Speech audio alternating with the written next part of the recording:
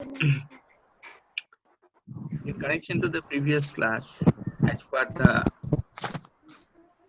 classification of the category of the risk factor in connection with cardiovascular disease, as per American College of Cardiology, we have also finished the category 1, where the 6 risk factors I have already discussed about that. Category 2, where there are 5 risk factors. And out of these 5 risk factors under category 2, we mainly discuss about 4 risk factors. And the last one of the category 2, that is the reproductive age of the woman, which is known as the menopausal woman. You know that risk factors under category 2, these risk factors are responsible for CVT, considered as risk factor for CVT, but it is not well established. And further research is essential to establish this relationship, to establish this association. But from the existing data, it has some correlation. So these are considered under risk factor category 2. Category 2.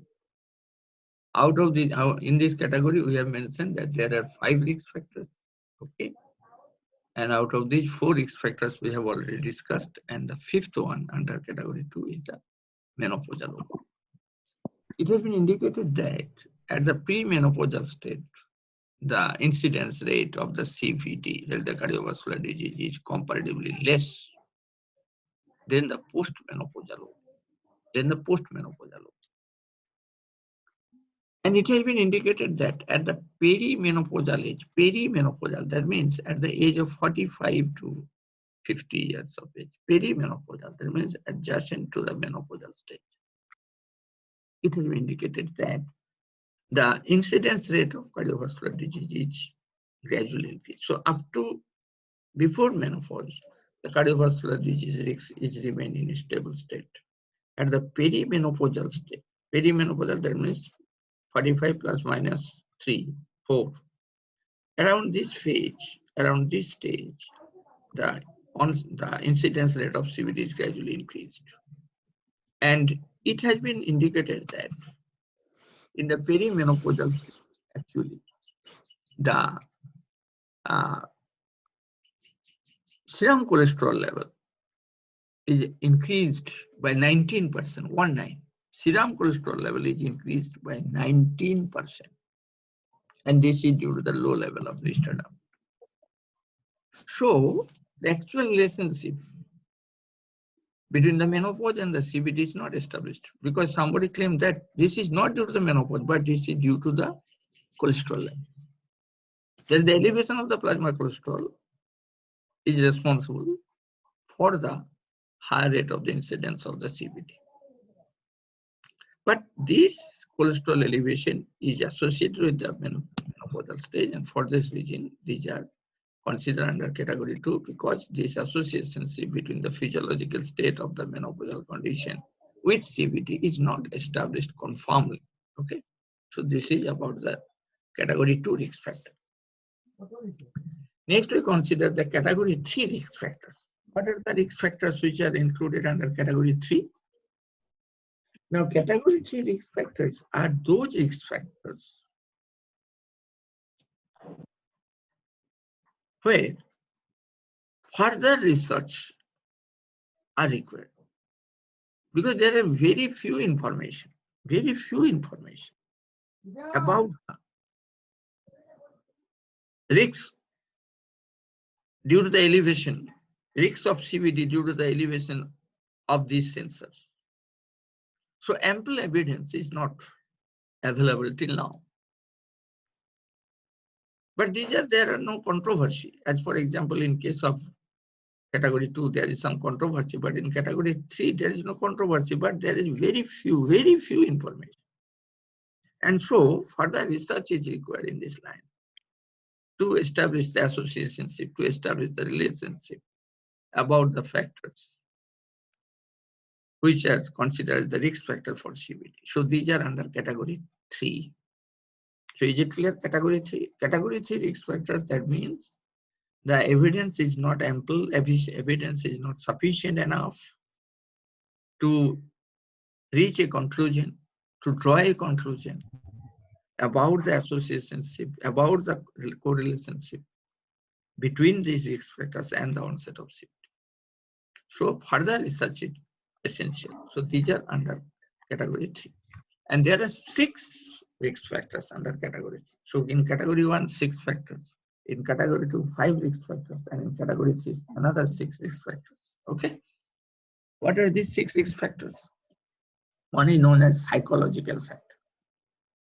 Psychological factor, that is type A personality. I have already mentioned in the previous class, type A personality. Type A personality, individual having type A person, type A, capital A, type A personality. A means aggressiveness. Aggressive. A means actually they have no impatient individual, impatience, patience, impatience, no patience. So impatience individual. Number 1. Number 2, aggressiveness, high aggressiveness. Number 3, time urgent. They try to finish the work within scheduled time. Time urgent individual. Time urgent individual. Okay. Depressed. Depression. Individuals suffering from depression. These are also type A personality. Individuals suffering from stress. These are also known as type A personality. So what is type A personality? Individual suffering from stress. Individuals who are even in depression. Individuals having no patience. Individuals time urgent attitude. And individuals having high aggressiveness, excitement, etc. These are all type A personality. These are associated with the impatient. But this associationship, this relationship is not established, confirmed. Some incidents indicates that there is a correlation between such individual and the onset of CVT. But sometimes it has been noted that though individuals are aggressive in nature, though individuals are excited in nature, though individuals have no patience, in spite of that, the rate of CVT, onset of CVT, incidence rate of CVT is not very high. So there is some effort, research, further research, extensive research in this field is required to draw a conclusion. Okay. So this is first risk factor under category 3. Next one, triglyceride. Now you know triglyceride is a neutral fat. Triglyceride is a neutral fat, where 3 fatty acids can able to form ester bond with glycerol. Okay, three fatty acids bind with glycerol, 1 molecule of glycerol by 3 ester bonds, alpha, beta, and gamma. And this triglyceride is a neutral fat, you know. And this triglyceride, it has been indicated that triglyceride elevation asthma is also linked with CND, that is CVD, cardiovascular disease, or CHD, that is the coronary heart disease. But there is no such evidence. There is no such confirmed evidence, because triglyceride and HDLC, high density lipoprotein cholesterol, inverse in relation. That means high level of TG, triglyceride, can able to decrease the HDLC. So elevation of triglyceride that increase the risk of CVD is due to its own effect or due to the low level of HDLC. Am I clear? Elevation of TG is solely responsible, is independently responsible for the onset of CVT, or this high level of triglyceride results CVD due to the low HDLC, because there is inverse relationship. Due to the low HDLC, it is not clear. So further research is clear that when HDLC normal, but triglyceride is high, and then the individual have high risk for CVT, then it indicates that triglyceride. একটু হেডফোনে শুন না, আমার class চলছে। Triglyceride has ঘরের নেটের কানেকশনটা খারাপ বলে উড়ে এসেছি। triglyceride হেডফোন তো আছে তো? Triglyceride has independent effect. Triglyceride has independent effect, and it has independent risk factor for the onset of CVD or CHD. Am I clear? But triglyceride has some biological variation. single reading, fasting triglyceride, single reading of an individual, not give a clear picture. It has been indicated that if you measure triglyceride at the fasting condition today of an individual, and after 7 days, you again measure the fasting triglyceride of that individual. Okay, and by computation of the mean value of this triglyceride for 2 or 3 reading at 1 week interval, then this average triglyceride level for 2 weeks or for 3 weeks, 1 reading per week, give some reflection, give some correlation with cardiovascular disease. Okay, that means single reading of triglyceride not give a clear picture about its risks on incidence of CVD. But if you measure the fasting triglyceride of an individual today, and then 1 week later, you also measure again the fasting triglyceride level, and then after 1 week, again you also measure the triglyceride, fasting triglyceride level, and then you compute their mean value. And by statistical analysis, by statistical correlation, regression, it has been indicated that this mean value of triglyceride has some positive correlation with on incidence of CVD. So single triglyceride level, random triglyceride level have no significance, have no indication about the risks of CVD. Okay, so there is some research. So necessity of further research is essential in this field. Next one, lipoprotein A. Lipoprotein A. Now, lipoprotein A contains ApoB and ApoA. ApoA and ApoB. ApoA also present in lipoprotein A, which is a fibrinolytic activity.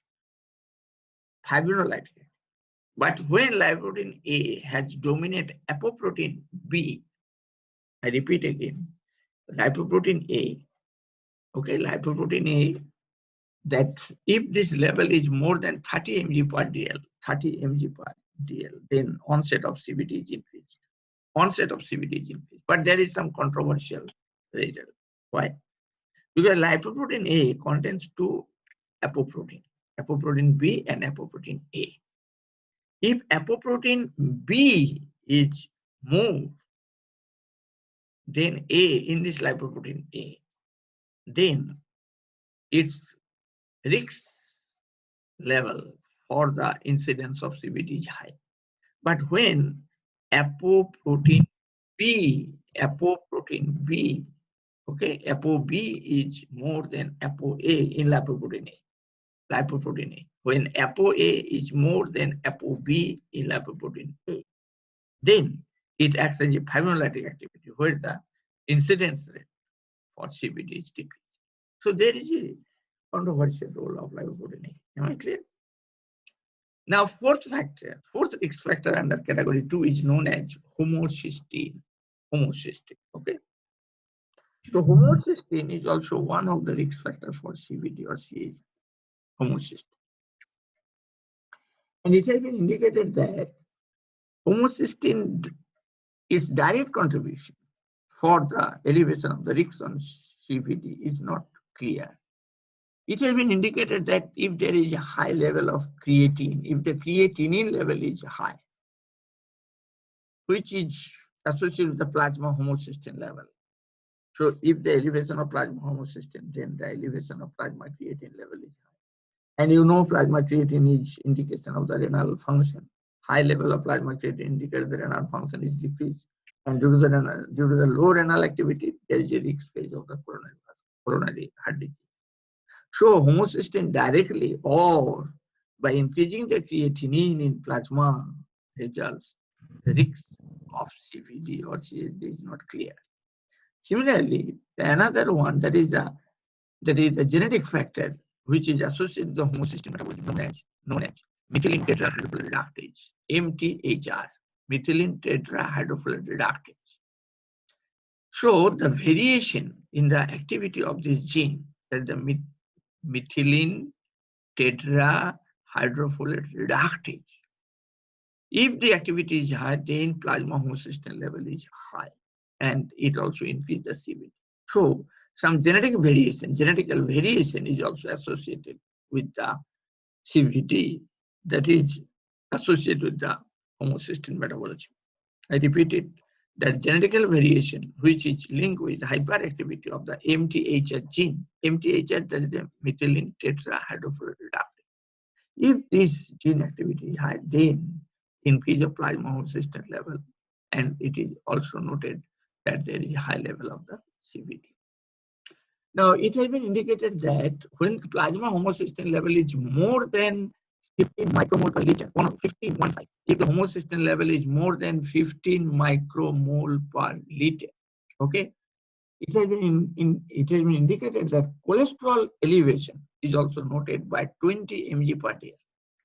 So that high level of the homocysteine is directly involved for CVD, or by elevation of cholesterol, it results the high risk of CVD is not clear, and so further research is needed.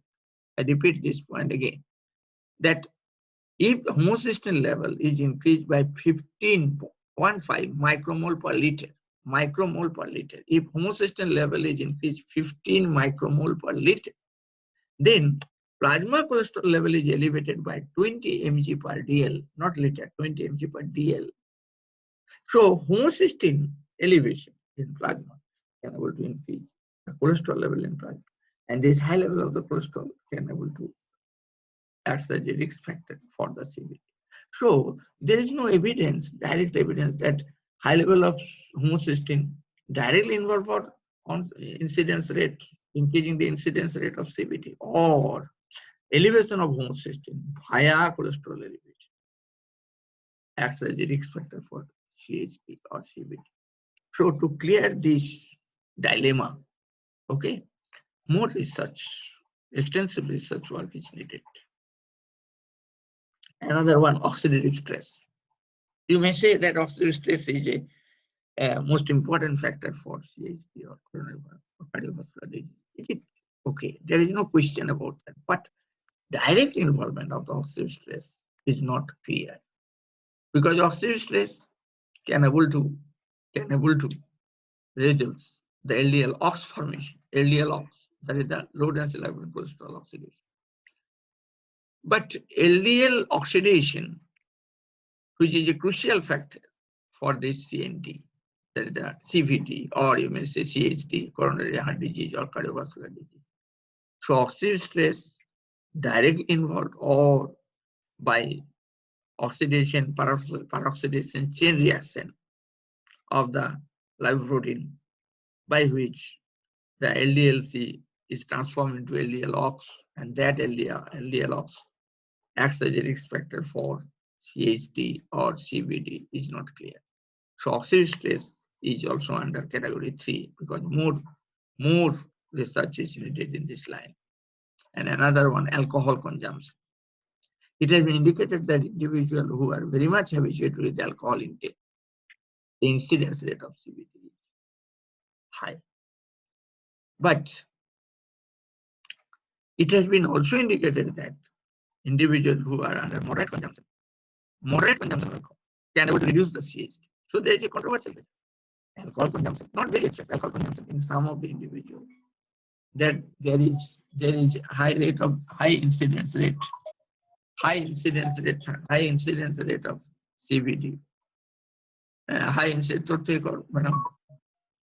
incidence rate of CVD,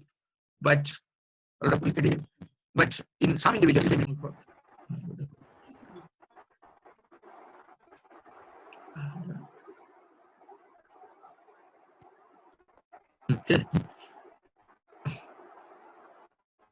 so alcohol consumption, which is considered a risk factor of CHD. Hello. There is some controversial nature. Is it audible? Hello. Hello. Yes, sir. sir.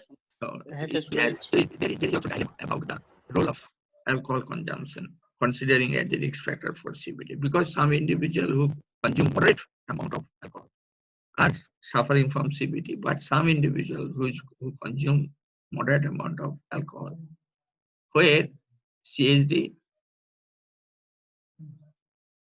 is reduced, coronary heart disease is also reduced. Now, category 4. Every emergency case, category 4.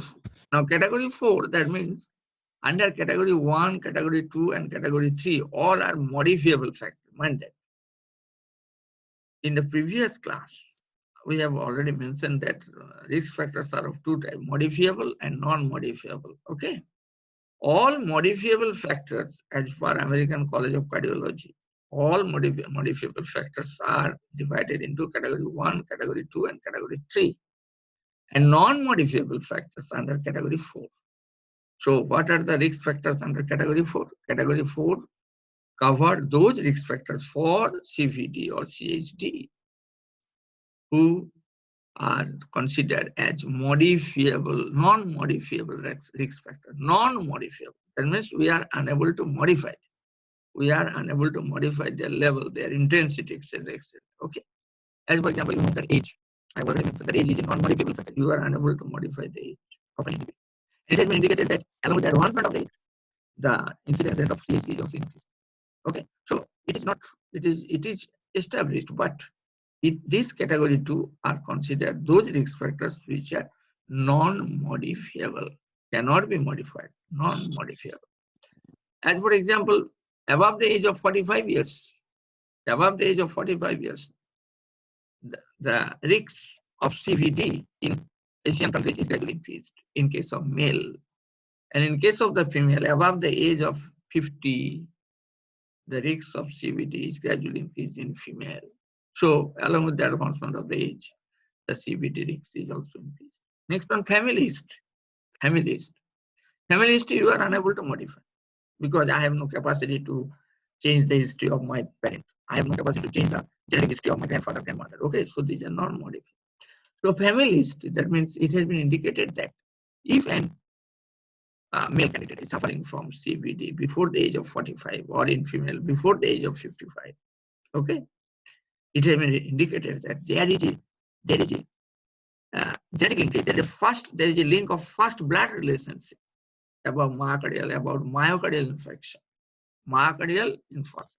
of the previous generation or before that, or before than that. That is in the parental generation or in grandparent generation or grandparent generation. Am I clear? So if the CVD is noted in case of the male before the age of 45 and in female before the age of 55, not in all cases, but in maximum cases, it has been indicated that there is a first relationship, first level of blood relationship. Am I clear? First degree of blood relationship. That means that affected individual, either his or her father or mother suffering from myocardial infarction, or his or her grandfather or grandmother are suffering from myocardial infarction. Okay, so this is the family history. This is also the non-modifiable.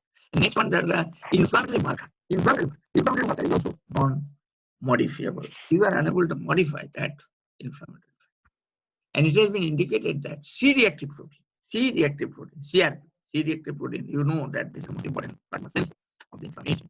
And this C-reactive protein has a positive correlation with CVD or CHD. So it is also considered as a risk factor under category 4, because the inflammatory factor, especially C-reactive protein, you can modify it. It has some genetic linkage.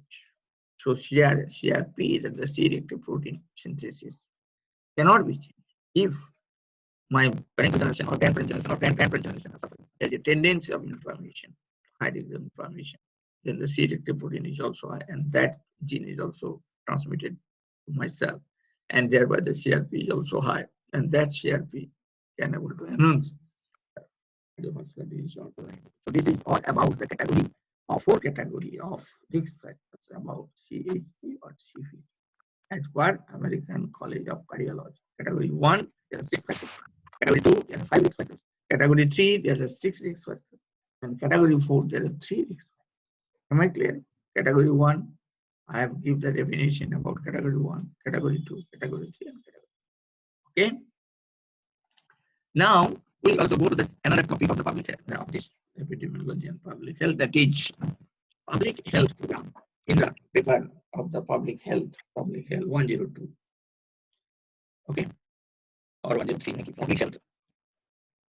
Now, public health, there is a basic difference between the that is the clinical health and the public health. Public health concept, mind that, public health concept first developed in England around 1840. 1840. That was in 19th century. We are now 21st century. In 19th century, mid 19th century, that is 1840, 1840 in England. First public health concept has developed. Okay. And after 8 years,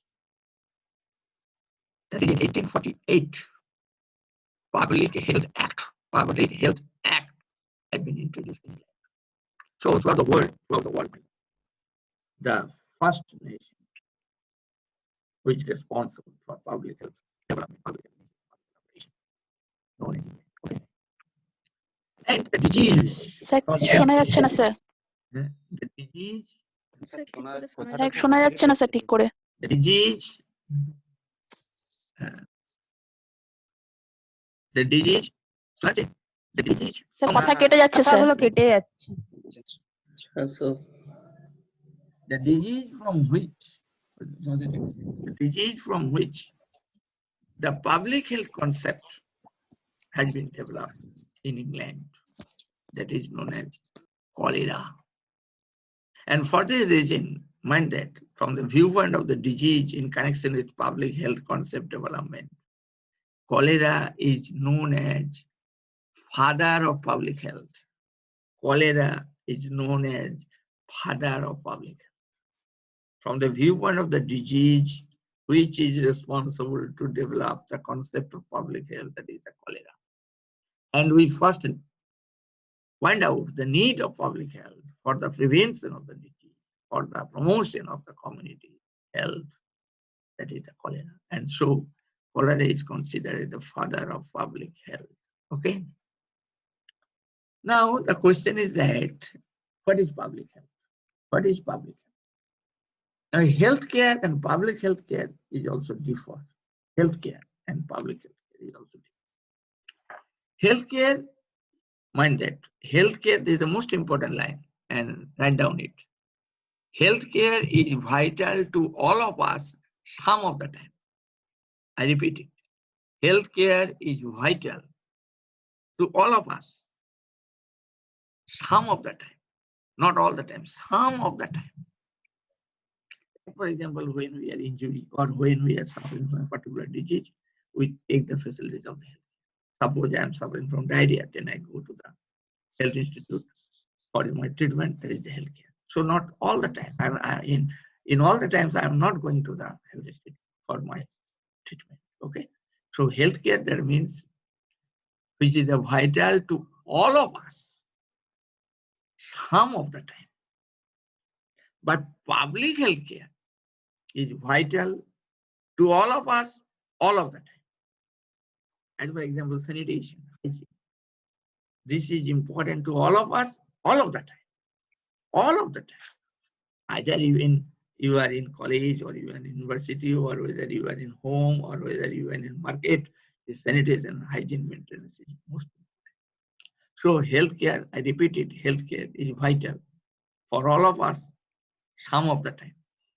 But public healthcare is vital for all of us all of the time.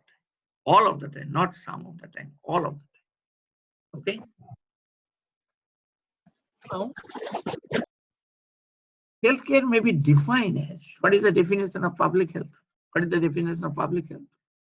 Public health may be defined as, it is the art, it is the art and science. It is the art and science of preventing disease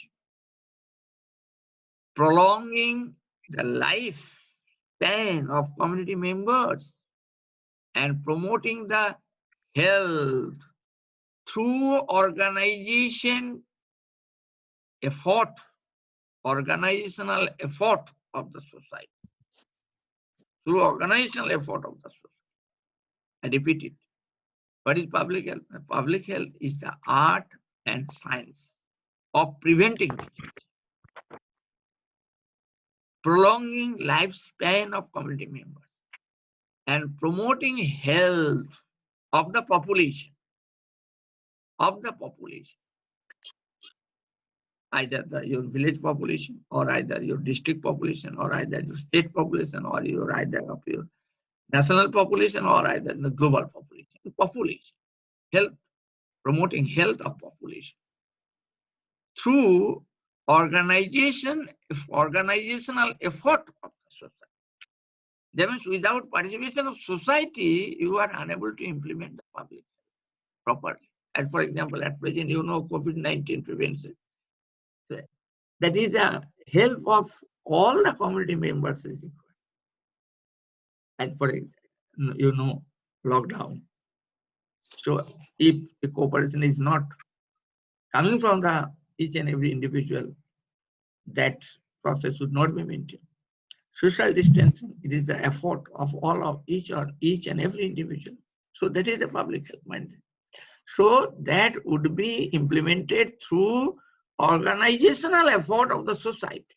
It should not be performed only by health department. Through organizational effort. So public health implementation would be effective, would be successful when there is some organizational effort. If the society is not effective, if the society is not actually knowledgeable, then there is no chance for the improvement of the public health. Okay. Now, mainly public health try to achieve, number one, that lifestyle promotion of the society. Public health try to improve the lifestyle of the society, try to promote the lifestyle, try to improve the lifestyle of the society. And mind that this lifestyle modification is known as new term at present. As for example, awareness is known as social vaccination. Similarly, the lifestyle modification is known as social engineering. Social engineering, the most important term introduced by WHO. As for example, lockdown, social distancing, all are social engineering process. Mind that. Okay.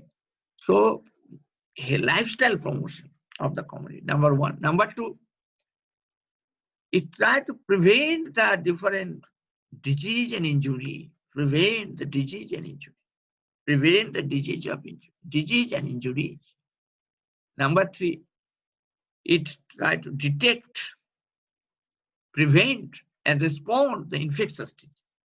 So it's another domain that is detecting, preventing, and responding of infectious disease. So these are the major domains of the public health. I repeat it. One domain of the public health is to improve the lifestyle, to promote the lifestyle of the community, by which we can able to prevent the different communicable and non-communicable diseases. Number two, by improvement of the research, by which we can able to prevent the different diseases and injuries. And number three, by detecting, preventing, and responding to infectious disease. Okay.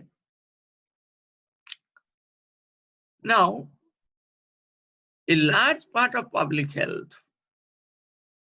is concerned with quality upgradation of the society from the viewpoint of health, accessibility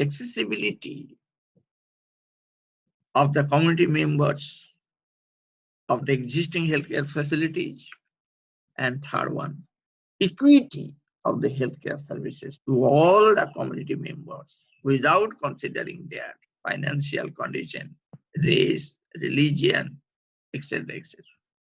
So equity of healthcare services, quality upgradation of healthcare services, and accessibility